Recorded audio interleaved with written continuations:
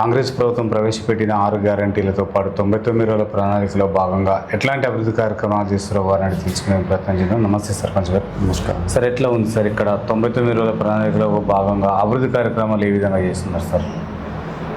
అభివృద్ధి పనులు అని అంటే ఇది కూడా అన్నీ కూడా దూసుకెళ్తున్నాము. 99 రోజుల ప్రణాళికలో అన్ని శాఖలకు సంబంధించిన అధికారులు కూడా మా దగ్గరికి వచ్చి మా గ్రామ ప్రజల మధ్యలో గ్రామ సభలు పెట్టడం కానీ, గ్రామ సభలు పెట్టేసి వాళ్ళకు ఉన్నటువంటి సమస్యలను పరిష్కరించడం, వెంటనే అధికారులు కూడా స్పందించడం, ఎంఆర్ఓ గారి ఇది మండల ఆఫీస్కి సంబంధించినటువంటి వాళ్ళ ఎంఆర్ఓ గారి శాఖకు సంబంధించిన ఎంఆర్ఓ గారు అయితేంది, ఆర్డబ్ల్యూఎస్సికి సంబంధించిన ఆర్డబ్ల్యూఎస్సి శాఖ అయితేంది, పిఆర్ఏకి సంబంధించి పిఆర్ఏ అయితేంది, హెల్త్ ఇష్యూస్, తర్వాత మళ్ళీ స్కూల్స్, అన్ని శాఖలకు సంబంధించినటువంటి వారు మా గ్రామానికి వచ్చి మా గ్రామంలో ఉన్న ప్రజల సమస్యలను మొత్తం వెంటనే వాళ్ళు తెలుసుకొని పరిష్కరించడం జరుగుతూ ఉన్నది. కాబట్టి 99 రోజుల ప్రణాళికలలో ఆల్మోస్ట్ చాలా బాగా అదవుతుందనేది నేను చెప్తాను. ఓకే సార్, నూతనంగా ఏర్పడిన పెద్దవంగర మండలం గత పాలకులు ఉన్నప్పుడు ఏర్పడ్డాయి సార్. ఈ గవర్నమెంట్ వచ్చిన తర్వాత అభివృద్ధి కార్యక్రమాలు ఏ విధంగా ఉన్నాయి సార్? ప్రజెంట్ మీరు చూసుకుంటే కనుక గతంలో దయాకర్రావు గారు మినిస్టర్గా ఉన్నప్పుడు కనీసం కొత్త మండలం ఏర్పడిన తర్వాత ఒక మండల ఆఫీసు కానీ ఆఫీసు ఓన్ బిల్డింగ్ లేదు, తర్వాత ఎంపీడీఓ ఆఫీస్ బిల్డింగ్ లేదు, పోలీస్ స్టేషన్కి ఒక బిల్డింగ్ లేదు. అదంతా మీరు చూసిందే. ఇప్పుడు మా ఎమ్మెల్యే గారు యశస్విని రెడ్డి గారు గెలిచిన తర్వాత మొన్న 2 కోట్ల రూపాయలు పెట్టి 100 కోట్ల రూపాయలు పెట్టి ఎంఆర్ఓ ఆఫీసు శాంక్షన్ చేయించడం జరిగింది. ఎంఆర్ఓ ఆఫీస్ కన్స్ట్రక్షన్స్ కూడా వర్క్ నడుస్తూ ఉంది ప్రజెంట్. తర్వాత ఎంపీడీఓ ఆఫీస్ కూడా స్టార్ట్ కాబోతుంది. పోలీస్ స్టేషన్ కూడా అతి త్వరలో అక్కడ ప్లేస్ లేదనేది ఒక సమస్యగా మారింది. గవర్నమెంట్ ప్లేస్ లేదు కాబట్టి ప్రైవేట్ ప్లేస్ అనేది తీసుకొని కట్టడం కోసం ప్రయత్నంలో ఉన్నారు. మండలంలో చూసుకుంటే అన్ని గ్రామాలకు సంబంధించినటువంటి అభివృద్ధి కార్యక్రమాలలో మా ఎమ్మెల్యే గారు చాలా చురుకుగా పాల్గొంటూ అభివృద్ధి పథకాలను తీసుకొచ్చి మాకు సర్పంచులైనటువంటి మా అందరికీ అప్పయ్యేటువంటి పరిస్థితి కనిపిస్తూ ఉన్నది. ఇంకా ముందు కూడా చాలా అభివృద్ధి చేస్తామని కూడా మేము చెప్పదలుచుకున్నాం. సార్, మీ రాజకీయ నేపథ్యం ఏంటి సార్? మా రాజకీయ నేపథ్యం అనంటే నేను గత 14 సంవత్సరాల కానుండి కాంగ్రెస్ పార్టీని నమ్ముకొని పార్టీని మారకుండా అవతల పార్టీ వ్యక్తులు మా మీద కేసులు బనాయించిన, బెదిరింపులకు గురి చేసిన, ఏం చేసినా పార్టీ మారకుండా ఒక్కడినే ఊళ్ళో సోషల్ సర్వీస్ చేసుకుంటూ ఊళ్ళో జనాలలో మంచి పేరు తెచ్చుకోవడం జరిగింది.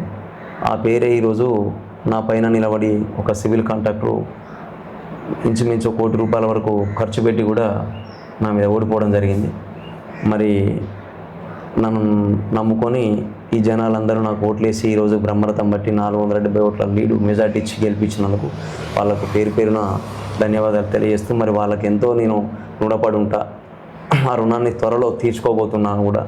ఇప్పటివరకు నేను గెలిచిన తర్వాత కూడా గత 60-70 సంవత్సరాల పాలకుల మా గ్రామంలో చీకటితో కూరుకుపోయినటువంటి గ్రామాన్ని నేను గెలిచిన తొలి నెలలోనే మొత్తము వీధి లైట్లు, ఎల్ఈడి లైట్స్ మొత్తం 200 బల్బ్స్ పెట్టించేసి ఊరిని మొత్తం వెలుగులోకి తీసుకురావడం జరిగింది. అంతేకాకుండా ఎమ్మెల్యే గారి కృషితోని ఒకటి సెంట్రల్ లైటింగ్ పెట్టడం జరిగింది. మరి జెడ్పీటీసీ కోట కింద వచ్చినటువంటి ఒక సెంట్రల్ లైటు అది ఏర్పాటు చేయడం జరిగింది. అంతేకాకుండా ఇప్పుడున్నటువంటి వాటర్ ప్రాబ్లం లేకుండా కానీ, మరియు డ్రైనేజ్ కాలువలు కానీ, సీసీ రోడ్లు కానీ డైలీ క్లీన్ చేయించడం జరుగుతూ ఉన్నది.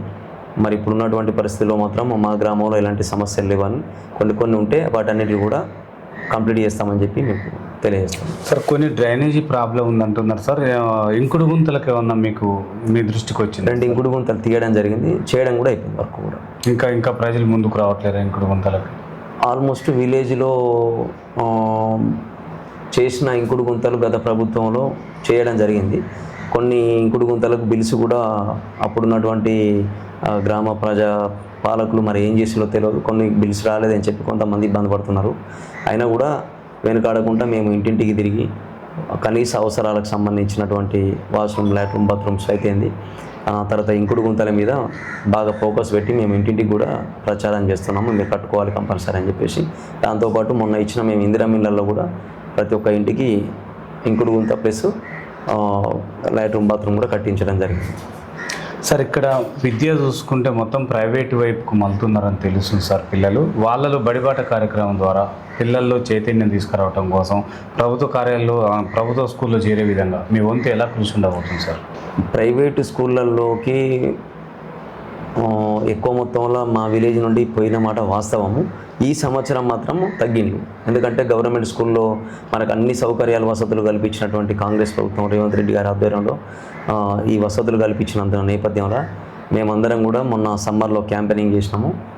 టీచర్స్ అండ్ మేము కూడా మా పాలకవర్గం కూడా మేము ఎలాగైతే ఓటు అడగడం కోసం ఇంటింటికి చేరుకున్నామో మన పిల్లలను మన ఊరు బడికి మనం తోలుకోవాలన్న ఉద్దేశంతో మేము కూడా ప్రచారం చేయడం జరిగింది, క్యాంపెయినింగ్ చేయడం జరిగింది. లాస్ట్ ఇయర్ ఉన్నటువంటి స్ట్రెంత్ 36 మంది ఉంటే ఇప్పుడు 65 మెంబర్స్ అయ్యిండు.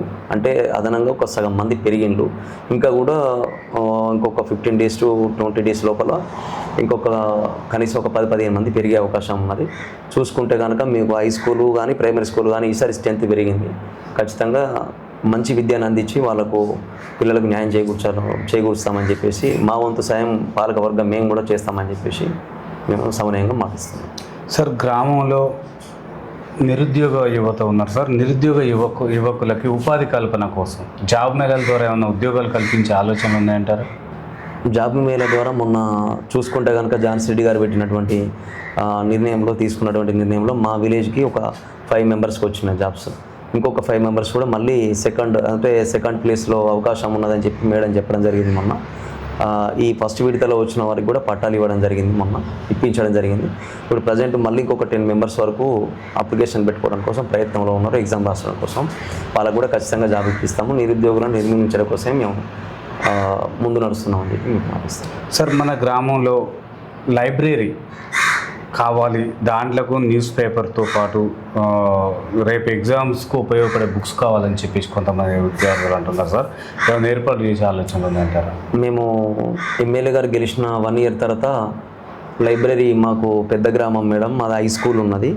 కొంతమంది నిరుద్యోగులు అయితేంది, కొంతమంది రిటైర్మెంట్ ఎంప్లాయీస్ అయితేంది, వీళ్ళందరూ కూడా మనకు లైబ్రరీ ఉంటే బాగుంటుందని చెప్పేసి మేము మేడం దృష్టికి తీసుకెళ్ళిన వెంటనే మనకు మంజూరు చేసింది.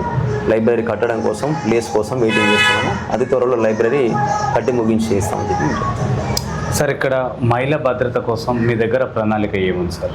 వివో బిల్డింగ్ మంజూరు చేసిన మొన్ననే భూమి శంకుస్థాపన కూడా చేసినాము.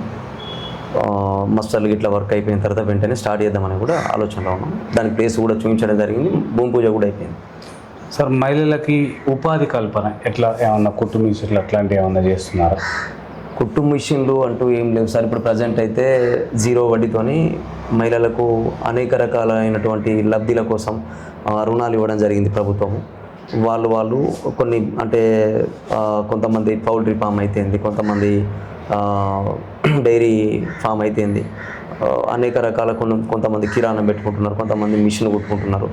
కాబట్టి ఆ డబ్బులతో వాళ్ళు ఎంతో కొంత ఇంప్రూవ్మెంట్ అవుతుంది అనేది ముఖ్య ఉద్దేశం. తర్వాత ముందు ఎమ్మెల్యే గారి దృష్టి కూడా తీసుకెళ్ళినాము. మిషన్ కుట్టు కూడా పెట్టాలి మేడం, మా దగ్గర ఉన్నటువంటి మహిళలకు ఎంతో కొంత లబ్ధి చేకూరుతుందని చెప్పేసి మాట్లాడడం జరిగింది.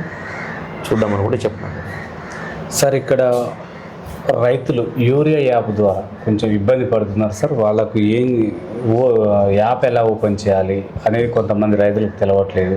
దానికోసం మీరు ప్రత్యేకంగా ఏమన్నా ఏర్పాట్లు చేసే ఆలోచన ఉంటాయి? మేము మా దగ్గర నిరుద్యోగ యువత ఒక 3 మెంబర్స్ ఉంటే 3 మెంబర్స్కు మేము ప్రత్యక్షంగా జీపీ నుండి సాలరీస్ ఇచ్చేసి రైతులకు హెల్ప్ఫుల్గా ఉండడం కోసం రైతుకు సంబంధించినటువంటి యూరియా ఆన్లైన్ బుకింగ్ కోసం ఏర్పాటు చేయడం జరిగింది. రైతు వేదికలో వాళ్ళు డైలీ కూర్చొని రైతు యూరియాను బుక్ చేయడం జరుగుతుంది. సార్ ఇట్లనే ఈ నకిలీ విత్తనాల మీద కూడా కొంతమంది దృష్టి తీసుకొచ్చారు సార్. వాళ్ళకు మీరు ఎట్లాంటి అవగాహన సూచనలు ఇస్తున్నారు సార్ రైతులకి? నకిలీ విత్తనాలను ప్రైవేటు సంస్థలలో తీసుకొని మోసపోకూడదని చెప్పేసి రైతులకు మేము అవగాహన సదస్సు కూడా పెట్టడం జరిగింది రైతు వేదికలో పోయిన నెలలో. దాంతోపాటు భూసారాన్ని కూడా పెంచుకునే అటువంటి ప్రయత్నం కూడా చేయాలని చెప్పి రైతులకు అవగాహన సదస్సు పెట్టడం జరిగింది. అంతేకాకుండా ఫామ్ ఆయిల్ అయితేంది, లాభం చేకూర్చేటువంటి పంటలు, అపారాలు పప్పు ధాన్యాలు కూడా వేసుకోవాలనేది మేము చెప్పడం జరిగింది. యూరియా కానీ ఫెర్టిలైజర్ కానీ కొంచెం తగ్గించేసి మోతాదులో మనం సారవంతమైన భూమిని సారవంతం చేసుకోవడం కోసం ప్రయత్నాలు చేయాలనేది మేము ఈ 99 రోజుల ప్రణాళికల్లో 3 సార్లు మీటింగ్ పెట్టి రైతుకు అవగాహన సదస్సు మీటింగ్ పెట్టడం జరిగింది. మా దగ్గర రైతులు 99% మన ఆగ్రోస్ మన సంబంధించిన గవర్నమెంట్ సంబంధించిన సీడ్సే తీసుకున్నారు, కానీ ప్రైవేట్ దగ్గర తీసుకోలేదు, మోసపోలేదు. ఇక్కడ పచ్చదనం పరిరక్షణ కోసం మీరు నర్సరీలో ఎలాంటి మొక్కలు నాటుతున్నారు? ఇంటింటికి 6 మొక్కల పంపిణీ కార్యక్రమం చేసేది ఉందా? ఇంకా స్టార్ట్ కాలేదు సార్. నర్సరీలో మొలకలు ఇప్పుడు దాదాపు 3500 మొలకలు ఇంప్రూవ్మెంట్ అంటే పెరుగుతున్నాయి.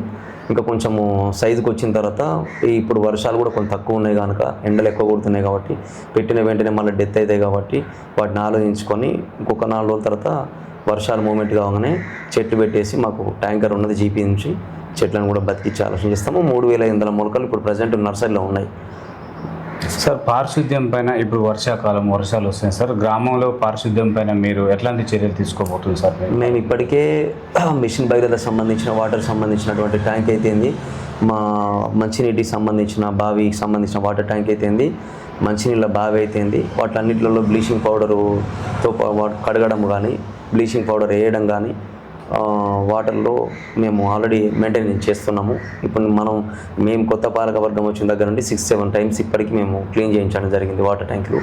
ప్లస్ ఎక్కడ చిన్న సమస్య పైప్ లైన్ లీకేజ్ ఉన్నా కూడా ఇమ్మీడియట్గా పైప్ లైన్ లీకేజ్ని చేయించడం జరుగుతూ ఉన్నది. ఎందుకంటే కలుషితమై జనాలు అనారోగ్యాల పాలవుతారు కాబట్టి అట్టి విషయాన్ని మేము ఇమ్మీడియట్గా తక్షణమే అది చేస్తున్నాము.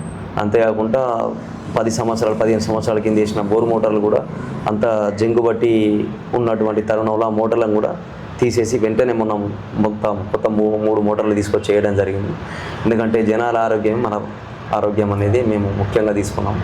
ఎట్టి పరిస్థితుల్లో కూడా వీధులు కానీ, డ్రైనేజీలు కానీ, వాటర్ ప్రాబ్లం కానీ ఇక్కడ లేకుండా, వాటరు ఇది కలుషితమైన వాటర్ కూడా కొరత లేకుండా మేము చేసే ప్రయత్నంలో దూసుకుపోతున్నాం మేము గ్రామ పంచాయతీ. సార్ కొంతమంది నిరుద్యోగ యువత కొన్ని మద్యం సేవించి బండి డ్రైవింగ్ చేసడం అట్లాంటివి జరుగుతున్నాయి అంటున్నారు సార్, వాళ్ళ కోసం పోలీసు వాళ్ళ ద్వారా ఏమన్నా మీరు 99 రోజుల ప్రణాళికలో భాగంగా పోలీసు వారి ఆధ్వర్యంలో మా ఎస్ఐ గారు ప్రమోద్ కుమార్ గౌడ్ గారు వారికి ఒక శిక్షణ శిబిరం పెట్టిండ్రు. యువతను అండ్ విలేజ్కి సంబంధించినటువంటి అందరు విలేజర్స్ ఒక దాదాపు 250 నుంచి 300 మందిని మీటింగ్ ఏర్పాటు చేసి వాళ్ళకు మైబాద్ నుండి వాళ్ళు తీసుకొచ్చారండి ఎస్ఐ గారు. వాళ్ళకు అన్ని రకాలుగా ఒక 4 రకాల మీద, ఏది మూఢనమ్మకాల మీద అయితేనేమి, తాగుడు అయితేనేమి, మద్యం సేవించడంలో అయితేనేమి, తర్వాత మళ్ళీ డ్రంక్ అండ్ డ్రైవ్ హెల్మెట్ పరంగానైతేనేమి, దాంతోపాటు గంజాయి అయితేనేమి, వీటన్నిటి మీద అవగాహన సదస్సు పెట్టడం జరిగింది. 9 దాటిన తర్వాత కూడా యువత బయటికి వెళ్ళకూడదు, 9 తర్వాత రోడ్ల మీద తిరగకూడదు అనే దాని మీద కూడా మేము చాలా ఫోకస్ పెట్టి యువతను ఆల్మోస్ట్ అప్పుడున్నటువంటి యువత ఇప్పుడు లేరు, చాలా చేంజ్ అయ్యిండ్రు. పేకాట మీదనైతేంది, జీవితాలు ఎట్లా ఖరాబ్ అయిపోతాయి అనే దాని మీద అవగాహన సదస్సు పెట్టినాము. ఆ రోజు ఫుల్ సక్సెస్ అయింది. దానివలన మా యువత కూడా మార్పు వచ్చిందని నేను చెప్పగలను సార్. గ్రామంలో బెల్ట్ షాపులు ఉన్నాయని చెప్పేసి తెలుస్తుంది సార్, ఆ నిర్మూలన కోసం మీరు ఎమ్మెల్యే గారి దృష్టికి తీసుకెళ్లారా? మీరు వాళ్ళకి నోటీసులు ఏమన్నా పంపిణీ చేయాలి? ఎమ్మెల్యే గారి దృష్టిలో పెట్టలేదు, కానీ మేము కొత్త పాలకవర్గం వచ్చిన తర్వాత మేమందరం ముక్కుమ్మడిగా మా వార్డు మెంబర్లు అయితేంది, సర్పంచ్ ఉప సర్పంచ్ అందరం కలిసి ఒక తీర్మానం అయితే మొన్న లాస్ట్ టైము సోమవారం రోజు రాసినాము. త్వరలోనే వాళ్ళకు నోటీసులు కూడా పంపించడం జరుగుతుంది. ఏంటివి అని అంటే గుట్కాలు, అంబర్లు, సిగరెట్లు, మందు, ఈ 3 నిర్మూలన కొరకు తీర్మానం రాయడం జరిగింది. వాళ్ళకు త్వరలోనే నోటీసులు కూడా పంపించడం జరుగుతుంది గ్రామ పంచాయతీ నుంచి అధికారికంగా. వాటిని ఎట్టి పరిస్థితుల్లో కూడా నిర్మూలిస్తామని చెప్పి మీకు ఈ సభ చెప్పవచ్చు సార్. గ్రామంలో కొంతమంది రైతులు కానీ కొంతమంది మహిళలు మా దృష్టి తీసుకొచ్చే సమస్య సార్, వ్యవసాయం వైపు వెళ్తే కోతులు, కుక్కలు, ఇండ్లల్లో కూడా కోతులు విపరీతంగా ఉన్నాయని చెప్పేసి అంటున్నారు సార్. ఆ నిర్మూలన కొరకై మీ దగ్గర ప్రణాళిక ఏముంది సార్? మా దగ్గర కోతులు అనేటివి చాలా తక్కువ, విలేజ్లకు వచ్చి డిస్టర్బెన్స్ ఏం లేదు. మీరు అన్నట్టు పంట చేనులను ఆగం చేస్తుందన్నమాట మాత్రం వాస్తవము. దానిని నిర్మూలన కొరకు మేము ఎమ్మెల్యే గారి దృష్టిలో పెట్టినాము. కోతులను పట్టేవారిని ఎవరన్నా ఉంటే అవసరం అనుకుంటే మా జీపీ నుండి కొంత బడ్జెట్ అయితేంది, ఎమ్మెల్యే గారి సాయం ఏమన్నా ఉంటే ఎమ్మెల్యే గారు కూడా సాయం కోరినాము. అంతేకాకుండా పర్సనల్గా మేము కూడా ఎంతో కొంత సాయం చేసి కూడా వాటిని పట్టించే ప్రయత్నం చేస్తామనేది రైతులకు మేము చెప్పడం జరిగింది. సమ్మర్లోనే ఈ మీటింగ్ పెట్టుకోవడం జరిగింది. అతి త్వరలోనే పంట చేనులు కూడా చేతికి వచ్చే టైంలోనే వాటిని పట్టించే ప్రయత్నం చేద్దామని అనుకుంటున్నాము. లేకపోతే గ్రామంలో ఉన్నటువంటి సమస్యలు అనేవి ఇంకేం లేవు సార్. ఇక ఎందుకంటే కోతులతోనైతే ఏమీ లేదు. అది సార్ సీసీ కెమెరాలు ఏమైనా ఏర్పాటు చేశారు? 6 సీసీ కెమెరాలు ఏర్పాటు చేద్దామని రాసినాము. నిన్ననే అతనికి డబ్బులు కూడా ఇచ్చినాము. ఎవరు ఆ సీసీ కెమెరాల టెక్నీషియన్కు ఎల్లుండి వచ్చి ఫిట్ చేసిపోతాను చెప్పారు. ఎన్ని పడతాయి సార్? 6 కెమెరాలు పెడుతున్నాం సార్. ఎట్లా అంటే 6 కెమెరాలు ఎట్లా అంటే కొడకొండ రూట్లో 2 పెడుతున్నాము, ఇటు తొర్రూరు రూట్లో 2 పెడుతున్నాము, పాలకుర్తి రూట్లో 2 పెడుతున్నాము. ఊరు ఎంట్రీలో, ఎందుకంటే ఊరు ఎంట్రీలో పెట్టడం వలన ఊరికి ఎవరు వచ్చిపోతున్నారో రవాణా మా విలేజ్ వచ్చేసి ఏంటంటే 3 జిల్లాల పొలిమలలో ఉన్నమాట వాస్తవం. ఇటు జనగామ జిల్లాకు, ఇటు వరంగల్ జిల్లాకు, ఇటు మహబూబాబాద్ జిల్లాకు లాస్ట్ ఎండింగ్ మాది, డెడ్ ఎండింగ్. ఈ 3 పొలిమరాలు ఉన్నది కాబట్టి ఖచ్చితంగా సీసీ కెమెరాలు పెట్టాలనేది మా ముఖ్య ఉద్దేశం. ఇప్పటికీ 2 సీసీ కెమెరాలు బస్ స్టాండ్ సెంటర్లో రన్నింగ్ అవుతున్నవి. అవి పోని ఇంకో 6 పెడుతున్నాము, 8 సీసీ కెమెరాలు పెడుతున్నాము. గ్రామ పంచాయతీలో టీ పెట్టేసి గ్రామ సభ పెట్టినప్పుడల్లా మా గ్రామ ప్రజలకు కూడా ఒకసారి అవగాహన చూపిస్తాం. అది ఎందుకంటే ఇది మన విలేజ్ మొత్తం సీసీ కెమెరా నిఘాలో ఉన్నది, మనం తప్పు చేయొద్దు అనేది వీళ్ళకి అవగాహన అవుతుంది. ప్లస్ వెహికల్స్ ఏమన్నా యాక్సిడెంట్ పరంగా అయినా కూడా ఇమీడియట్గా మనం పట్టుకోవడానికి కూడా అవకాశం ఉంటుంది. ఈ మధ్యలో నల్ల బెల్లము సారా కోసం ఇటు అని చెప్పి స్మగ్లింగ్ ఇటు జరుగుతుందని చెప్పేసి ఎస్ఐ గారు మా దృష్టి తీసుకురావడం జరిగింది. అందుకని మేము సీసీ కెమెరాలు పెట్టిస్తున్నాం. ఏది ఉన్నా కూడా మనకు మా విలేజ్కి సెక్యూరిటీగా ఉంటుందన్న ఉద్దేశంతోనే సీసీ కెమెరాలు పెడదామని డిసైడ్ చేసినాం. సార్, ఇక్కడ మన రోడ్డు మీద కొన్ని యాక్సిడెంట్లు అయ్యే ప్రమాదం ఉందని అంటున్నారు సార్. దానికోసం మీరు బారిగేట్ లాంటి ఏమైనా ఏర్పాట్లు చేసే ఆలోచన ఉందంటారా? సార్, అయితే మా దగ్గరలో ఏంటి అంటే సార్, ఇప్పటివరకు అయితే యాక్సిడెంట్స్ ఏం కాలేదు సార్. కాకపోతే కొడకొండ రోడ్డుకు గత ప్రభుత్వంలో ఇటు సైడు సీసీ రోడ్లు వచ్చి మధ్యలో డివైడర్ కట్టడం కోసం అని చెప్పి ఖాళీ వదిలిపెట్టేసిండు. ఆ ఖాళీ వదిలిపెట్టిన డివైడర్ ప్లేస్లో మాత్రం ఇప్పటికి ఒక 8-10 మెంబర్స్ పడిండ్రు. దాన్ని మొన్ననే ఎమ్మెల్యే గారి దృష్టికి తీసుకెళ్లడం జరిగింది. ఎమ్మెల్యే గారు వెంటనే తక్షణమే డిఈ గారితో మాట్లాడడం జరిగింది. ఇప్పుడు ఏదన్నా ఒక ఫండ్ మీద మాకు ఇది ఈజీఎస్ వర్క్లో కానీ ఎస్డిఎఫ్ వర్క్లో కానీ ఏ వర్క్ వస్తే ఆ వర్క్లో సీసీ రోడ్డు ఒక 10 లక్షలు 15 లక్షల రూపాయలు మనకు మంజూరు చేస్తే దాన్ని వెంటనే పూర్తి చేసుకుంటాం మేడం అని చెప్పి మేము దృష్టికి తీసుకెళ్ళడం జరిగింది. డీ గారితో కూడా మాట్లాడడం జరిగింది. డీ గారు ఏఈ గారు కూడా ఎస్టిమేట్ చేయడం జరిగింది. అతి త్వరలో వాళ్ళు ఫండ్ పెడితే మాకు వెంటనే అది చేసేస్తాము. ఇక బారిగేట్ల కాడికి వచ్చేస్తే ఇప్పటివరకు అయితే బారిగేట్లు ఏం పెట్టలేదు సార్. పెడదామని అనుకుంటున్నాము, పెడదాం. ఎందుకనంటే ఇటు ఈ పాలకుర్తి రోడ్లోనేమో హై స్కూల్ ఉంది, కొడకొండ రోడ్లోనేమో ప్రైమరీ స్కూల్ ఉంది. పిల్లలకి ఇబ్బంది కాకుండా గేట్లు పెట్టే ఆలోచన మేము ఉన్నాం, ఖచ్చితంగా ఉన్నాం. ఒకసారి ఇక్కడ బావుల దగ్గరికి వెళ్ళే కొన్ని డొంకలు రిపేర్ కావాలంటున్నారు సార్. మరి ఉపాధి హామీ పని ద్వారా కానీ లేకపోతే ఇంకా మీరు ఏదైనా కార్యక్రమం ద్వారా దాన్ని చేసి ఆల్మోస్ట్ రైతుల పొలాలకు వెళ్ళే దారులు 8 దారులను ఈ సమ్మర్లో మేము ఉపాధి హామీ పనిలో పోయించడం జరిగింది. అత్యధికంగా ఈ సంవత్సరమే పోయించడం జరిగింది దారులను. ఇంకొక 2 పెండింగ్ అయినవి. అవి రైతుల చిన్న డిస్టర్బెన్స్ వల్లనే, వాళ్ళ విడివిడి జ్ఞానం వలన వాళ్ళని కొంచెం కూర్చోబెట్టి అవగాహన చేసి మళ్ళీ ఒకసారి కూడా 2టిని కూడా పూర్తి చేస్తామని చెప్తున్నాం. సార్, భూతగాథ సమస్యలు కూడా ఉన్నాయంటున్నారు సార్. భూభారతి ద్వారా వాటిని పెట్టి వాటిని సమస్య పరిష్కారం ఏమైనా ఉన్నదా సార్? 2020లో సాదా బైనాములో పెట్టుకున్న అప్లికేషన్స్ మీద మొన్న గ్రామ పంచాయతీకి సంబంధించినటువంటి మండల ఆఫీస్కి సంబంధించినటువంటి ఆర్ఐ గారు అయితేనేమి, జీపీఓ గారు అయితేనేమి, ఆల్ జీపీఓస్ అన్ని విలేజ్ల జీపీఓస్ అయితేంది మా దగ్గర ఉన్నటువంటి సాదా బైనాముల అప్లికేషన్స్ పెట్టుకున్న అన్నిటిని కూడా వాళ్ళు మళ్ళీ పరిశీలించడం జరిగింది. వాటన్నిటిని ఆన్లైన్ కొట్టుకొని తీసుకెళ్ళడం జరిగింది. వాటిని అతి త్వరలోనే పరిష్కరిస్తామని చెప్పి మనకు హామీ ఇవ్వడం జరిగింది. అంతేకాకుండా ఇంకేమైనా చిన్న సమస్యలు ఉంటే కూడా ఈ ప్రభుత్వంలో భూభారతిలో పెట్టేసి క్లియర్ చేస్తారని మేము అనుకుంటున్నాం. సార్, గ్రామ సభల ద్వారా సమస్యలు వస్తే ఎలా పరిష్కరిస్తున్నారు సార్ మీరు? గ్రామ సభల ద్వారా ఈ వార్డులో ఈ సమస్య ఉన్నది అంటే దాన్ని వెంటనే మేము పరిష్కరిస్తున్నాము. అంతేకాకుండా గ్రామ సభలో కూర్చున్నప్పుడు వాళ్ళు సమస్యలను చెప్పేటువంటి మేము అవకాశం కూడా ఇస్తలేము సార్. ఎందుకు అనంటే మేము గెలిచిన వెంటనే వారం రోజులలోనే మన గ్రామ పంచాయతీ అవతాపురం అని చెప్పి గ్రామ పంచాయతీ గ్రూప్ ఒకటి ఏర్పాటు చేసినాము. ఊరు గ్రామంలో ఉన్నటువంటి గ్రామ ప్రజల మొత్తం 540 మందికి సంబంధించినటువంటి నెంబర్స్ మొత్తం యాడ్ చేయడం జరిగింది. మీకు సంబంధించినటువంటి మీ వార్డులలో ఏ సమస్య వచ్చినా మా దృష్టికి తీసుకురాలేని టైము మీకు వీలుగానే సమయము ఆ టైము వీలు కాకపోతే ఆ గ్రూప్లో మీరు పెట్టిన వెంటనే మేము పరిష్కరిస్తామని చెప్పడం జరిగింది. ఆ గ్రూపులో సస్యశ్యామలంగా ఇప్పటివరకు అయితే కంటిన్యూషన్ నడుస్తూ ఉన్నా సార్.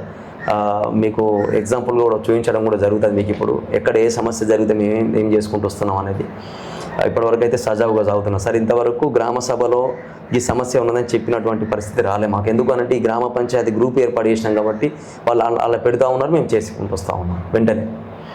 ఓకే సార్, ఇక్కడ ఎమ్మెల్యే గారి పరిపాలన ఏ విధంగా ఉంది? కొంతమంది ఎమ్మెల్యే గారు ఇక్కడ ఉండరు, అందుబాటులో ఉండరు, అమెరికాలో ఉంటారని చెప్పేసి అంటున్నారు. మొత్తం కూడా అత్త ఝాన్సీ గారే చూసుకుంటున్నారు అని చెప్పేసి అంటున్నారు సార్. ఇది ఎంతవరకు వాస్తవం అంటారు? ఎమ్మెల్యే గారి పనితీరు ఇక్కడ ఎట్లా ఉంది సార్? వాస్తవము చెప్పాలి అని అంటే పాలకుర్తి కాన్స్టిట్యున్సీలో ఎమ్మెల్యే గారి పనితీరు మీద మా ఎమ్మెల్యే గారిని అనడానికి అర్హులు కూడా కారు అనేవారు. ఎందుకు అనంటే ఎక్కడ మీరందరూ చూస్తున్నారు, తెలంగాణ యావత్ జనమంతా చూస్తున్నారు, ఎక్కడ కూడా ఎమ్మెల్యే ఒక్కరే ఉంటారు, ఎమ్మెల్యే ఒక్కరే పనిచేస్తారు కాన్స్టిట్యున్సీ జనాలను పట్టుకొని, మంచి చెడు కష్ట సుఖాలను పట్టుకొని. కానీ మా దగ్గర మా అదృష్టం ఏంటి అని అంటే ఝాన్సీ రెడ్డి గారు, ఎమ్మెల్యే యశస్విని రెడ్డి గారు ఇద్దరు కూడా 24 hours ప్రజల కోసమే కష్టం పడుతూ ఉన్నారు, ప్రజల కష్ట సుఖాలనే పాల్పంచుకుంటున్నారు. ఎమ్మెల్యే గారు అభివృద్ధి కార్యక్రమాల కోసం ఆయా శాఖల మంత్రులను కలవడం కోసం హైదరాబాద్లో 4 రోజులు అక్కడ ఉన్నప్పుడు ఇక్కడ ఇన్ఛార్జ్ వర్యులు మా టీపీసీసీ ఉపాధ్యక్షులు శ్రీమతి ఝాన్సీ రెడ్డి గారు మాకు నిత్యం అందుబాటులో ఉండి మా కష్ట సుఖాలలో పాల్పంచుకోవడం మాట వాస్తవం. అంతేకాకుండా ఝాన్సీ రెడ్డి గారు మళ్ళీ అటు హైదరాబాద్కి వెళ్ళినప్పుడు యశస్విని రెడ్డి గారు అందుబాటులో ఉండడం మాట వాస్తవం.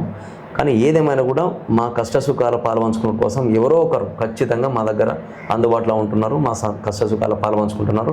అమ్మ మాకు ఈ కష్టం వచ్చింది, మా విలేజ్కి ఈ పరిస్థితి ఉన్నది అని అంటే దాన్ని ఇమ్మీడియట్గా డీఈలు ఆ శాఖలకు సంబంధించినటువంటి వారికి ఫోన్లు కొట్టడం, వాళ్ళు మీ కష్టమైతే మీరు ఇక్కడ చేయలేని పొజిషన్ ఉంటే మిమ్మల్ని ఇక్కడి నుంచి పంపించమంటే పంపిస్తా, కానీ మాకు ఇక్కడ పనులు కావాలని అధికారులను కూడా గట్టిగా వార్నింగ్ ఇచ్చి పనులు చేయించినట్టు వాస్తవం. కానీ మీరు అన్నమాట వాస్తవం కాదు. ఎందుకు అనంటే ఎదుటివారు 24 గంటలు ఇక్కడ ఉండి మనం పనిచేస్తున్నారు కాబట్టి ఓర్వలేనితనంతో ఎన్నో లేనిపోని మాటలు వేస్తూ ఉన్నారు. కానీ జనాలు చూస్తూ ఉన్నారు, వీళ్ళు ఏం చేస్తున్నారు, వాళ్ళు ఏం చేస్తున్నారు, జనాలు చూస్తున్నారు. మొన్న గతంలో కూడా మీరు చూసిండ్రు దయాకర్రావు గారికి మనవరాలంత వయసు మా ఎమ్మెల్యే గారి. మరి వీళ్ళ మంచితనము, వీళ్ళ సోషల్ సర్వీస్, వీళ్ళ సోషల్ యాక్టివిటీ చూసిన తర్వాతనే ఓటర్స్ మొత్తం ఆశీర్వదించి 50,000 మెజార్టీతో గెలిపించడం జరిగింది. మళ్ళీ నెక్స్ట్ టైం కూడా ఈ కంటిన్యూషన్ ఇదే ప్రకారంగా ప్రజలకు సర్వీస్ చేసుకుంటూ మా మేడం ఉంటూనే ఉంటుంది. ఖచ్చితంగా మళ్ళీ గెలుపు మాదే అనేది సమన్వయంగా చెప్పదలుచుకున్నాం. ఓకే సార్, ఇక్కడ పాలకవర్గం సభ్యులు అంటే వార్డు మెంబర్లు కానీ ఉప సర్పంచ్ గారు కానీ వాళ్ళ సహకారాలు మీకు ఏ విధంగా ఉంటున్నాయి సార్? పర్వాలేదు సార్. మేము గ్రామ సభ పెట్టుకున్నప్పుడల్లా ప్రతి గ్రామ సంబంధ వార్డు మెంబర్ను మీ వార్డులలో ఏం సమస్యలు ఉన్నాయని అడిగిన వెంటనే వాళ్ళ సమస్యలు చెప్పడం, ఆ సమస్యను మేము వెంటనే పరిష్కరించడం. ఒకవేళ ఆ సమస్య పరిష్కారం కాకపోతే ఆ వార్డు నెంబర్ తీసుకెళ్ళి నేనే వెళ్తున్నాం స్వయంగా. మా సెక్రటరీ గారు అయితేంది, నేనైతేనేమి, ఉప సర్పంచ్ గారు అయితేంది, వార్డు మెంబర్ అయితే అందరం కలిసిపోయి ఆ సమస్యను వెంటనే పరిష్కరిస్తున్నాము. పాలకవర్గం కూడా ఇప్పుడు టీఆర్ఎస్ పార్టీ నుంచి గెలిచినటువంటి 3 వార్డు మెంబర్లు కూడా మాకు అనుకూలంగా ఉన్నారు. ఎందుకంటే మేము తప్పటడిగేస్తే వాళ్ళు మాకు ఎక్స్ అవుతారు, కానీ మేము స్వేచ్ఛగా వాళ్ళకు కూడా స్వేచ్ఛని ఇచ్చినాం. మీకు స్వేచ్ఛగా చెప్తున్నాం, మీ వార్డుల్లో ఏ సమస్యలు వచ్చినా మా దృష్టికి తీసుకురమ్మని చెప్తున్నాం. కాబట్టి వాళ్ళు కూడా మంచి సహకరిస్తున్నారు. ఏదేమైనా కూడా మా కొత్త పాలక వర్గము అభివృద్ధి పథంలో దూసుకెళ్తున్నాం గ్రామంలో. సార్, కొంతమంది అంటున్నమాట సార్, ఇక్కడ పార్టీ కోసం జెండా మోసిన వాళ్ళకి ప్రాధాన్యత దక్కట్లేదు, పార్టీ మారి వచ్చిన వాళ్ళకే ఫస్ట్ ప్రిఫరెన్స్ ఇస్తున్నారు ఇక్కడున్న నాయకులు కానీ ఎమ్మెల్యేలు కానీ అంటున్నారు సార్. అది ఎంతవరకు వాస్తవం అంటారు? నిజంగా కార్యకర్తలకు న్యాయం జరిగిందా ఈ ప్రభుత్వంలో? అంటే మీరు ఇచ్చిన క్వశ్చన్కి ఆన్సర్ అంటే ఒకటి సార్, ఫస్ట్ నుండి కష్టపడ్డ కార్యకర్తలు కష్టపడ్డారు, గెలిపించినాం ఎమ్మెల్యేను. గెలిపించిన తర్వాత ఎమ్మెల్యే గారు గెలిచిన తర్వాత కొంతమంది ఎంపీ ఎలక్షన్ల ముందు జాయిన్ అయిన మాట వాస్తవం. మరి ఎంపీ ఎలక్షన్లు అయిపోయిన తర్వాత కొంతమంది జాయిన్ అయిన మాట వాస్తవం. కాకపోతే విలేజ్లలో వాళ్ళకు పడక ఆ వర్గాన్ని ఎమ్మెల్యే గారి దగ్గర వర్గ విభేదాలు చూపించే మాట వాస్తవం. కానీ ఎమ్మెల్యే గారు ప్రతి మండలానికి కోఆర్డినేషన్ కోసం ఇన్ఛార్జ్ని వేయడం జరిగింది. ఆ ఇన్ఛార్జ్ వారిలు ఖచ్చితంగా ఆ మండలంలో ఉన్నటువంటి విలేజ్లల్లో ప్రతి విలేజ్లో కూర్చొని ఏదైతే ఈ సమన్వయ లోపం ఉన్నదో, ఏది గ్రూప్ రాజకీయాలు లేకుండా వాటి నిర్మూలన కోసం అని చెప్పేసి ఎమ్మెల్యే గారు ఇన్ఛార్జ్లు పెట్టడం జరిగింది. వాళ్ళు గ్రౌండ్ లెవెల్ వర్క్ చేసుకుంటూ వస్తూ ఉన్నారు. అతి త్వరలో ఈ గ్రూపు రాజకీయాలను నిర్మూలించడం కోసం విశ్వ ప్రయత్నం జరుగుతూ ఉన్నది. అది త్వరలోనే అయిపోతుంది. సార్ ఇక్కడ రాష్ట్ర ప్రభుత్వం నుంచి నిధులు రావట్లేవు గ్రామ పంచాయతీకి అంటున్నారు సార్. కేంద్రం నుంచి వచ్చే నిధులు గ్రామ పంచాయతీ సిబ్బందికి సరిపోవట్లేవు అంటున్నారు. ఎంతవరకు వాస్తవం? మీరు ఎలా పాలన ఎలా సాధ్యమవుతుంది సార్ మీకు? అంటే వాస్తవం సార్. కాకపోతే ఏంటి అంటే రాష్ట్ర ప్రభుత్వం నుంచి కొంత అమౌంట్ పడుతున్నది, కేంద్ర ప్రభుత్వం నుంచి కొంత అమౌంట్ పడుతున్నది. రాష్ట్ర ప్రభుత్వం మొన్న వేసింది, మీరు చూసిండ్రు.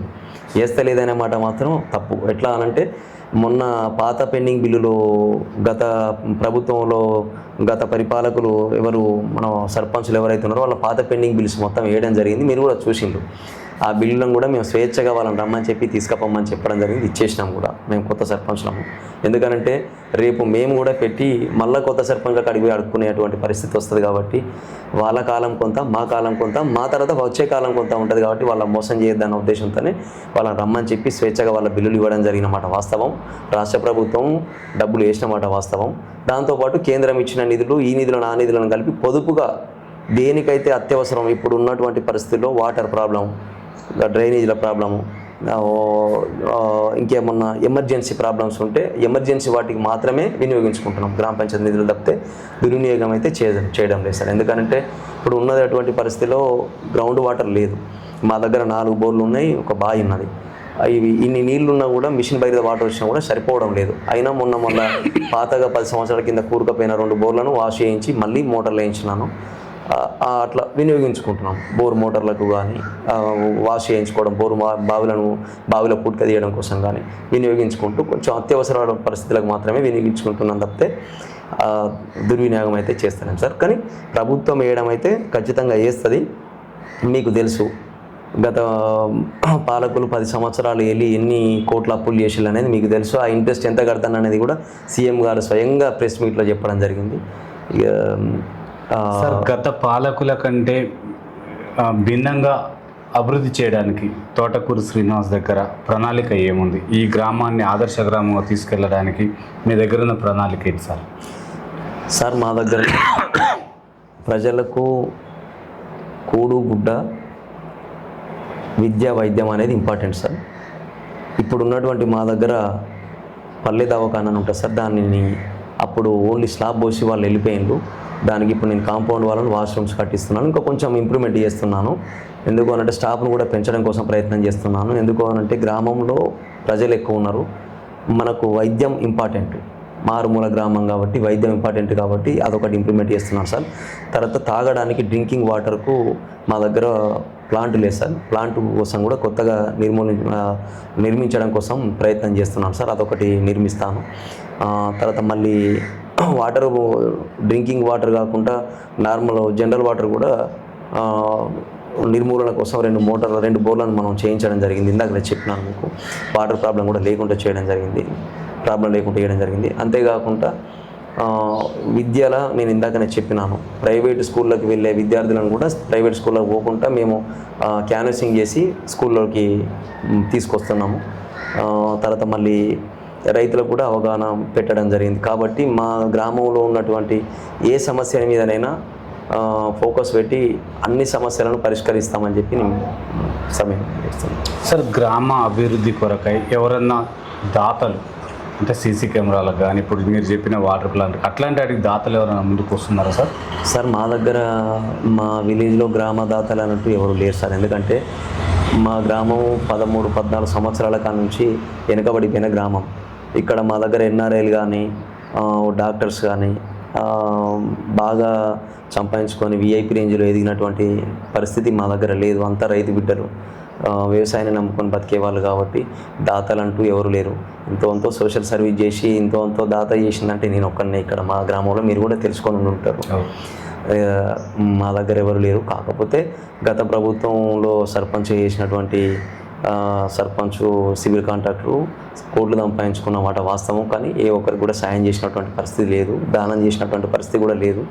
కాకపోతే ఇక మనమే దూసుకెళ్ళాలి. ఇక మనమే కొంత ఆర్థిక సాయం చేసుకుంటూ ప్రభుత్వం ద్వారా కొంత నిధులను పెట్టి ఏదో చేసుకుంటూ పోవాలి తప్పితే మా దగ్గర దాతలు ఎవరు లేరు సార్. సార్ ఫైనల్గా మిమ్మల్ని భారీ మెజారిటీతో గెలిపించిన ప్రజలకి తోటకూరి శ్రీనివాస్ సర్పంచ్ గారు ఏం చెప్పాలనుకుంటున్నాడు, వాళ్లకు సలహా సూచనలు ఏవి సార్ ఫైనల్గా? ఖచ్చితంగా అవతపురం గ్రామ ప్రజలకు నేను ఎప్పుడు కూడా రుణపడే ఉంటాను. ఎందుకు అనంటే నేను ఒక సామాన్య రైతు బిడ్డ కడుపులో పుట్టినటువంటి వ్యక్తిని, నేను ఒక సామాన్య కార్యకర్తను. టీఆర్ఎస్ పార్టీ అధికారంలోకి వచ్చే 10 సంవత్సరాల కింద 14 సంవత్సరాల కింద ఎప్పుడైతే ఇక్కడ దయాకర్రావు గారు అడుగుపెట్టిన వెంటనే కాంగ్రెస్ పార్టీలో ఉన్న లీడర్స్ మొత్తం టీఆర్ఎస్ పార్టీలోకి వెళ్ళిపోవడం జరిగింది. అప్పుడు కాంగ్రెస్ పార్టీ జెండా మోసే అటువంటి కార్యకర్త లేని సమయంలో నేను జెండా మోయడం జరిగింది.